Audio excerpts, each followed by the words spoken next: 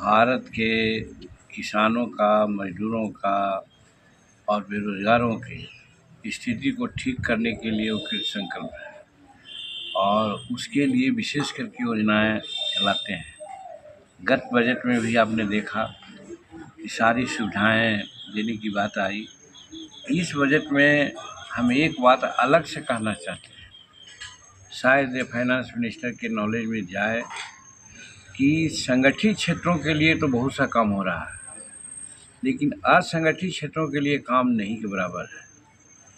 न तो उसको संगठित होने के लिए कोई बायला बन रहा है और न उसके जो संगठन है इसके अभाव में उनकी मांगों को कोई दर्शा रहा है।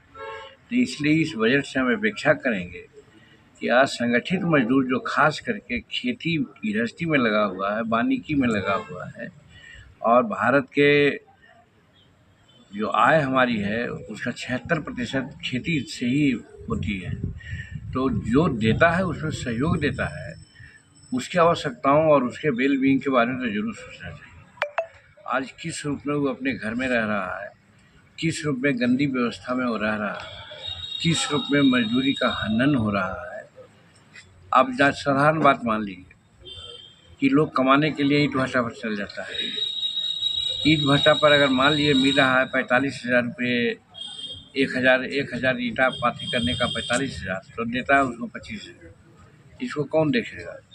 सिक्योरिटी वालों को देखिए, देती है सरकार 25,000, वो देते हैं 8,000। इसको कौन देखेगा?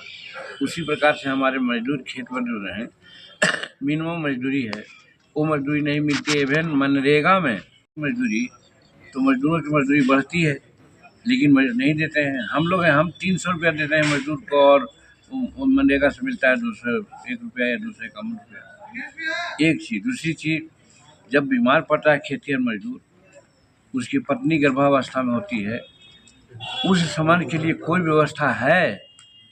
हम समझते हैं कि इस बजट में इस तरह की भी व्यवस्था होनी चाहिए। ये है। बाकी और सब चीज़ के लिए तो कहना ही नहीं पड़ेगा। नरेंद्र मोदी जी अनएम्प्लॉयडों के लिए, छोटे छोटे व्यापारों के लिए खुद लगे हुए हैं, तो उस पर तो होगा ही। लेकिन इस मायने में भी हम चूँकि MSME विभाग देख रहे हैं और प्रधानमंत्री विश्वकर्मा योजना भी इसी के तहत है, तो हम लोग देखते हैं कि उसमें पैसे की कमी है, अलॉटमेंट में दिक्कत थोड़ा हो रहा है। हम चाहेंगे कि MSME के अलॉटमेंट जो है उसको बढ़ाया जाए। दूसरी चीज़ है, हमारे विभाग में ही है, schedule caste schedule tribes hub है, बहुत सारी योजनाएं हैं, उसमें एक schedule caste schedule tribe hub भी है। उसमें भी देख रहे हैं कि पैसा की कमी है। हम धन्यवाद देते हैं इनको, फाइनेंस मिनिस्टर को, कि जब हमारे यहाँ 400 करोड़ रुपये की कमी थी, हम लोगों ने मांग किया तो 150 करोड़ रुपया और 50 करोड़ रुपया उन्हें 200 करोड़ रुपया दिया गया।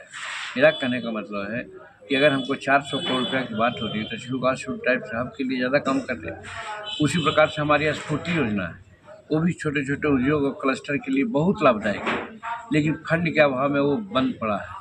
इसलिए हम अपने विभाग के बारे में भी अपेक्षा करेंगे कि इस पर ध्यान दिया जाए, ताकि हमारा जो स्फूर्ति योजना बंद पड़ा है और फिर हमारा schedule caste schedule tribe hub में कम पैसे कम पड़ जाते हैं, या फिर और दूसरी जो ऑर्गन है MSME का, उसमें पैसा की कमी नहीं हो, तो हमारे गांव के जो छोटे छोटे लोग हैं, सूक्ष्म उद्योग करने वाले लोग हैं, उनको नियोजन दिया जा सकता है, जो नरेंद्र मोदी जी का सपना है।